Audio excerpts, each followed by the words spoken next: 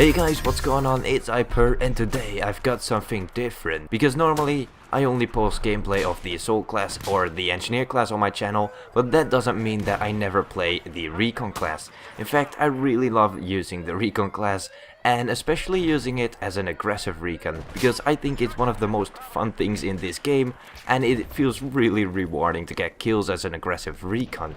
So that's why I thought I'd make a video about my recommended setup for playing as an Aggressive Recon. So I start off by telling you guys what my preferred loadout is. So my preferred loadout is as a primary weapon the Gold Magnum with an 8x scope, a laser sight and a straight pull bolt. For the secondary I like using the P226 with a ghost ring.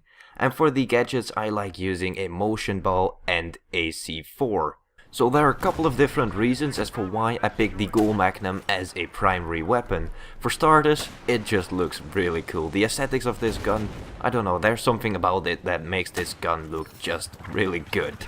Second of all, the fire rate of this gun is extremely high. In fact, it's the highest fire rate of any other bolt action rifle in this game. Now, because I'll be playing as an Aggressive Recon, I'll be in close quarters a lot, and having a really high fire rate that really does help out.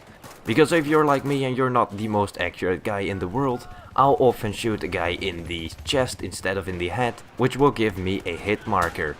Now, having a weapon with a really high fire rate then does allow me to quickly follow up that second shot to still manage, so I still can manage to get the kill. Now let's move on and talk about why I picked these attachments for this sniper rifle in order to get my Aggressive Recon setup. So I'll start by explaining why I picked the laser sight for this gun.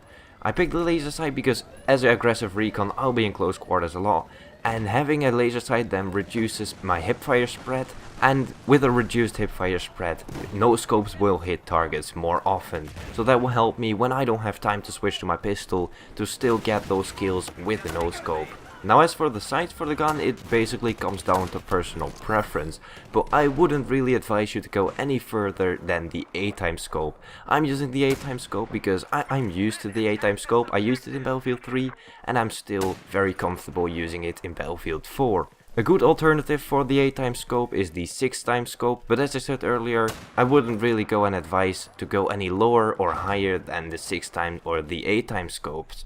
Now the last battle is between the straight pull bots and the bipod. Now since I'll be playing in close quarters a lot, the choice is easy made. The straight pull bot allows you to quickly rechamber your sniper rifle without zooming out, which is gonna be fairly more useful than having a bipod in close quarters. Now as for the secondaries, you are definitely gonna need a reliable pistol. Now for me it is the P226, and it can differ from a lot of people, but as an Aggressive Recon, your secondary is going to be very important, because if you're going to be in close quarters, you'll find yourself quite often that you need to pull out your secondary weapon to finish off the enemy or to kill one enemy when you run out of bullets. Now for me, the P226 is really the weapon that can do that job. It has a fire rate of 400 rounds per minute, which is fairly high for a single firing pistol. Now the reason why I picked the ghost ring is because I don't really like the iron sights of the P226.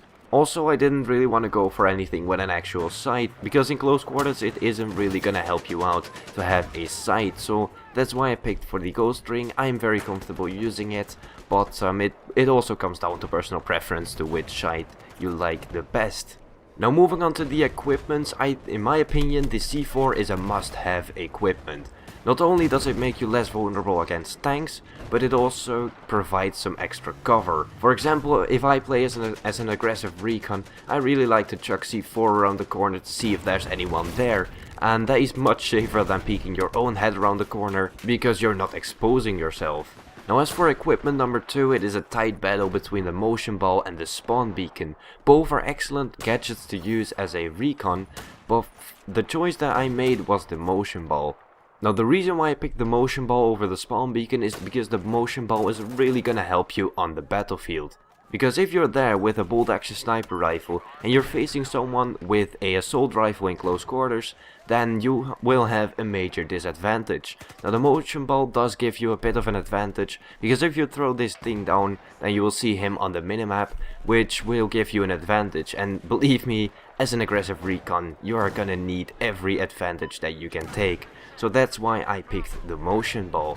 So overall I think this setup is really fun to use and can be quite lethal in the right hands. But yeah guys, that was the video for today. If you enjoyed it then please hit like, if you're new around feel free to subscribe. This was Hyper, and as always, thanks for watching.